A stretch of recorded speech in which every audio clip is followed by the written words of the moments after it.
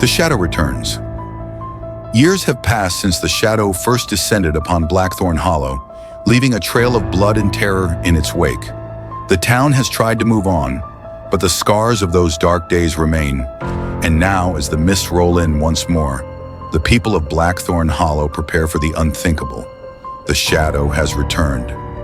This is the next chapter in the terrifying saga of the Shadow of Blackthorn Hollow.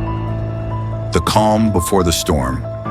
It is now 1492, 5 years since the Shadow last appeared. Blackthorn Hollow has slowly rebuilt itself, though the memory of the killer still lingers. Eamon O'Connor, now older and weary, has retired from his post as a police officer, passing the torch to Seamus Flynn.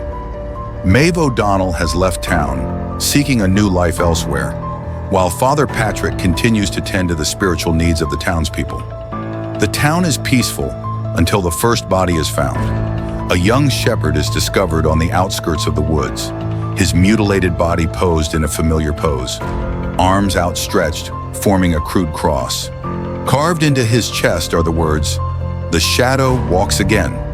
Panic spreads through the town like wildfire. Seamus, now the chief of police, assembles a new team to investigate.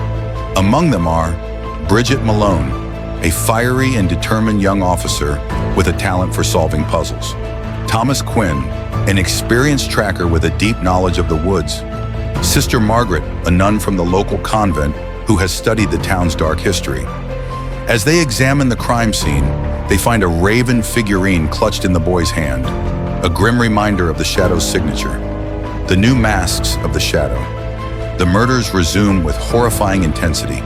A tailor is found stitched into his own robes, his body contorted into unnatural shapes.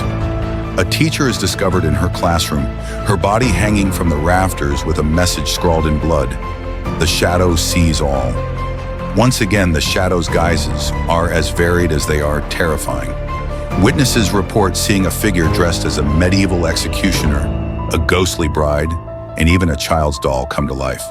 The townspeople are paralyzed with fear, unsure of who or what the Shadow will appear next. Seamus and his team delve deeper into the town's history, uncovering a forgotten chapter. A century before the Shadow's first appearance, a group of pagan worshippers were driven from Blackthorn Hollow and into the forest. Legend has it that they cursed the town, vowing to one day return and exact their revenge. The Shadow Forest. The team ventures deep into Blackthorn Forest, following a trail of raven figurines that leads them to an ancient stone circle. The air is thick with tension as they discover an underground chamber hidden beneath the stones. Inside, they find walls covered in the same symbols as the abandoned chapel, along with a collection of grotesque masks and costumes. Sister Margaret identifies the symbols as part of a ritual to summon a powerful entity, a being that feeds on fear and chaos. The team realizes that the Shadow is not just a man, but a vessel for this ancient evil, destined to carry out its will. As they search the chamber, they hear a faint whisper. The Shadow sees all.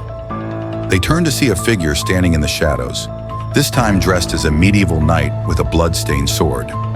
Before they can react, the figure disappears, leaving behind a single raven figurine and a chilling laugh. The Shadow's game. The team returns to the village, determined to end the Shadow's reign of terror once and for all. But the killer is always one step ahead. That night, the town butcher is found dead, his body carved into pieces and laid out as a macabre feast. The Shadow's message is clear: you cannot escape me. Seamus and his team have set a trap, using the town's annual harvest festival as bait. They station officers throughout the village, armed and ready. As the festival reaches its peak, the Shadow appears, this time dressed as a harvester with a blood-dripping scythe. A fierce battle ensues, but the Shadow proves to be as elusive as ever. He escapes, leaving behind a trail of crow figurines and a chilling warning: the Shadow will return. The Shadow's legacy lives on. The story ends with the team standing in the town square, bruised but not broken. The Shadow remains at large, its true identity and motives still a mystery. Seamus vows to continue the hunt, no matter how long it takes. As day breaks, we see the town of Blackthorn Hollow shrouded in mist, crow figurines scattered throughout the streets. The people of the town live in fear, knowing that the shadow could strike at any moment. And though the team fights on, the legend of the shadow endures, a reminder that some evils are never truly gone, only waiting in the darkness for their next victim. Thank you for joining us on this chilling journey into the heart of darkness.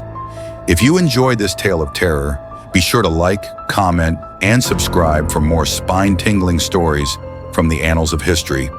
And remember, dear listeners, when the mist rolls in and the crows begin to caw, the shadow walks.